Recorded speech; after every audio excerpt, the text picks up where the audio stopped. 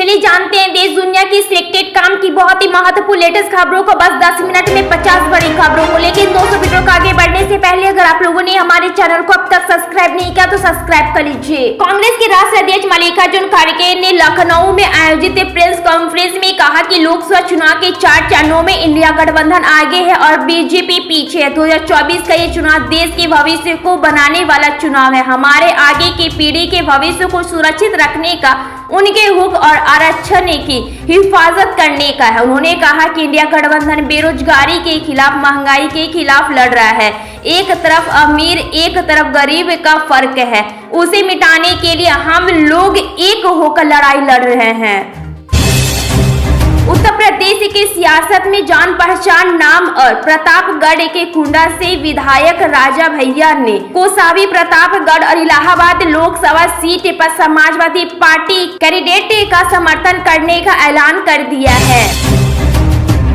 बिहार की काराकाट लोकसभा सीट पर मतदान के दिन करीब आते ही मुकाबला दिलचस्प होने की उम्मीद है। भोजपुरी अभिनेता पवन सिंह ने इस सीट से निर्दलीय चुनावी ताल ठोक कर एनडीए गठबंधन प्रत्याशी उपेंद्र कुशवाहा के लिए चुनौती बने हुए हैं।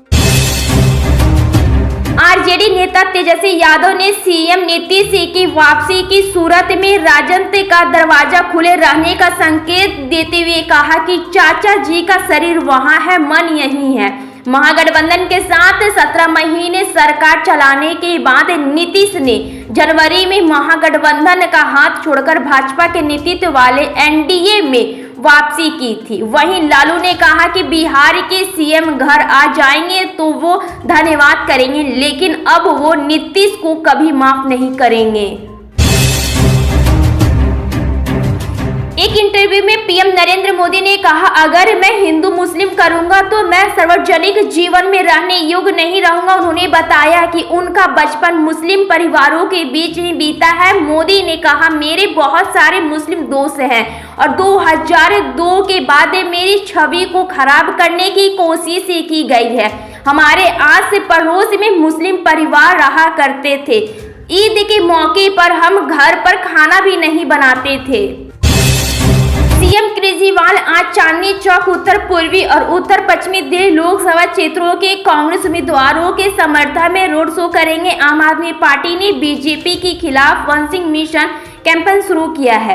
कांग्रेस के नेता 20 मई से पार्टी के 3 उम्मीदवारों के प्रचार को मजबूती देने के लिए दिल्ली में डेरा डालेंगे। 3 उम्मीदवारों के समर्थन में आला नेताओं के कार्यक्रम भी तय कर लिया है। सीएम योगी आदित्यनाथ ने अयोध्या संसदीय क्षेत्र की दरियाबाद विधानसभा के ग्राम जेठोती कुमियाने में एक जनसभा को संबोधित किया। सीएम योगी ने कहा कि गाय हमारी माता है, जन्म जन्म का नाता है, लेकिन कुछ मुसलमान चिढ़ाने के लिए गौ मांस खाते हैं। उन्होंने कहा कि कांग्रेस व सपा वाले कहते हैं कि उनकी सरकार बनी तो अल्पसंख्यकों को खान पान के स्वतंत्र देंगे। यदि आप ऐसा नहीं चाहते हैं तो कमल का बटन दबाएं। पीएम नरेंद्र मोदी के हिंदू मुस्लिम वाले बयान पर कांग्रेस महासचिव प्रियंका गांधी ने हमला बोला है। प्रियंका गांधी ने कहा कि सत्ताधारी दल का एजेंडा झूठ की राजनीति का है। उनके सारे नेता झूठ बोलते हैं, हर चुनाव को हिंदू मुसलमान बनाकर लड़ते हैं और पीएम मोदी वाराणसी में बैठकर झूठ बोल रहे हैं, कह रहे हैं कि हिंदू मुसलमान जैसी बात तो वो कहते ही नहीं है। उन्होंने कहा कि सभी जागरूक हो जाओ। अब लोकसभा चुनाव 2024 के 5वें फेज में देश भर की 8 राज्यों की 49 सीटों पर वोटिंग होगी। उत्तर प्रदेश में 14 लोकसभा सीटों पर वोटिंग होगी। इस चरण के लिए 20 मई को वोट डाले जाएंगे। इस फेज में 144 उम्मीदवारों की किस्मत का फैसला होगा। इस चरण में यूपी की अवध और बुंदेलखंड के इलाकों की सीटों पर वोटिंग होगी। सरकार विरोधी प्रदर्शन केवल पीओके में ही हो रहा है। खलबली पूरे पाकिस्तान में मच गई है। पाकिस्तान के कब्जे वाले कश्मीर यानी कि पीओके में अवाम सरकार के खिलाफ सड़कों पर उतर आए हैं। लोकसभा चुनाव के प्रचार में जुटी प्रियंका गांधी लगातार रैलियां और जनसभाएं कर रही है। कभी वो अपने राहुल गांधी की लोकसभा सीट रायबरेली तो कभी अमेठी सीट पर चुनावी सभाओं को संबोधित करती नजर आ रही है। इसी बीच अमेठी में समर्थकों को संबोधित करते हुए प्रियंका गांधी ने पीएम मोदी पर जमकर जुबानी हमले बोले। उन्होंने कहा कि पीएम मन की बात तो कहते हैं, लेकिन क्या आपसे आपका हाल पूछते हैं। प्रियंका गांधी ने कहा कि मोदी जी 10 सालों से मन की बात करते हैं, लेकिन क्या कभी आपके पास आकर उन्होंने पूछा कि आप पे कैसे हैं। प्रियंका गांधी ने आगे कहा कि पीएम मोदी मेरे परिवार के बारे में कुछ ना कुछ कहते हैं, वो गाली देते हैं, इंदिरा जी को गाली देते हैं, हम गाली नहीं देते हैं क्योंकि हमारे चरित्र में गाली देना नहीं है।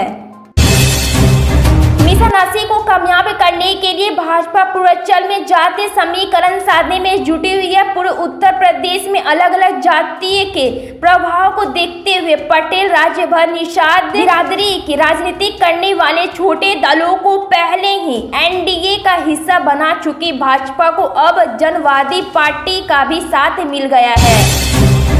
गृह मंत्रालय ने नागरिकता संशोधन अधिनियम सीए के तहत पहला नागरिकता प्रमाण पत्र जारी कर दिया। यह प्रमाण पत्र 14 लोगों को भारतीय नागरिकता देने के लिए जारी किया गया है। सीए के तहत अफगानिस्तान, बांग्लादेश और पाकिस्तान से आए हिंदू, सिख, जैन धर्म, ईसाई और पारसी धर्म के लोगों को भारतीय नागरिकता दी जा सकती है। कांग्रेस सांसद राहुल गांधी ने ओडिशा की धरती से कहा, पिछड़े दलितों, आदिवासियों, गरीबों और अल्पसंख्यकों की देश में कोई भागीदारी नहीं है। आप भी केवल अपने जेब से जीएसटी का पैसा देते हो, जिसका इस्तेमाल केवल 3 से 4% लोग करते हैं। हमें इसे बदलना होगा। राहुल गांधी ने कहा, हमारा पहला कदम एक क्रांतिकारी कदम होगा। हमने अपने घोषणा पत्र में इसका जिक्र किया है। जाति जनगणना कराई जाएगी ताकि भारत के पिछड़े दलित, आदिवासी और गरीब सामान्य जाति को उनकी आबादी और देश में भागीदारी के बारे में पता चल सके। कांग्रेस अध्यक्ष मल्लिकार्जुन खड़गे ने सवाल किया कि प्रधानमंत्री नरेंद्र मोदी बदलने की बात करने वाले लोगों को अपनी पार्टी से निलंबित क्यों नहीं कर देते हैं। खड़गे ने बुधवार को ही लखनऊ में समाजवादी पार्टी प्रमुख अखिलेश यादव के साथ संयुक्त संवाददाता सम्मेलन में कहा, अगर आप अपने साहस के बारे में इतनी बात करते हैं और अगर आपके 56 इंच का सीना है तो आप उन नेताओं को क्यों डराते हैं जो संविधान बदलने की बात कर रहे हैं। इंडिया गठबंधन की लड़ाई संविधान, देश और लोकतंत्र को बचाने के लिए है। हिमाचल प्रदेश में लोकसभा चुनाव के लिए प्रधानमंत्री नरेंद्र मोदी, केंद्रीय गृह मंत्री अमित शाह, भारतीय जनता पार्टी भाजपा के अध्यक्ष जेपी नड्डा और उत्तर प्रदेश के मुख्यमंत्री योगी आदित्यनाथ प्रचार करते नजर आए। लोकसभा चुनाव के 4 चरणों के मतदान पूरे हो चुके हैं। अब 3 चरणों के मतदान शेष रह गए हैं। इसी बीच राजनीतिक दलों के बीच आरोप प्रत्यारोप का दौर भी जारी है। इसी कड़ी में कांग्रेस नेता राहुल गांधी का सोशल मीडिया पर एक वीडियो तेजी से वायरल हो रहा है, जिसको झूठा और फेक बताते हुए कांग्रेस नेता ने बीजेपी को घेरा है। साथ ही भारत के नए प्रधानमंत्री को लेकर भी दाव पेश किया है। राहुल गांधी ने कहा कि झूठ की फैक्ट्री, बीजेपी खुद को कितना भी दिलासा दे ले, कोई फर्क नहीं पड़ने वाला है। राहुल गांधी ने दावा किया कि एक बार फिर से कह रहा हूं कि 4 जून के बाद प्रधानमंत्री नरेंद्र मोदी नहीं रहेंगे। देश के हर कोने में इंडिया की आंधी चल रही है। कांग्रेस ने कहा कि डूबती हुई बीजेपी और नरेंद्र मोदी की फेक न्यूज फैक्ट्री को अब फेक वीडियो का ही सहारा है। आदतन राहुल गांधी के भाषण को काट छाट कर झूठा वीडियो बनाया और फिर रंगे हाथों पकड़े गए। लोकसभा चुनाव 2024 में पीओके का मुद्दा गरमाया हुआ है। इसी बीच गृह मंत्री अमित शाह ने एक बार फिर से विपक्षी गठबंधन इंडिया के साथ साथ कांग्रेस के पूर्व अध्यक्ष राहुल गांधी पर हमला किया है। उन्होंने कहा, फारूक अब्दुल्ला और कांग्रेस नेता कहते हैं कि पाकिस्तान के पास परमाणु बम है, उनसे पीओके मत मांगो।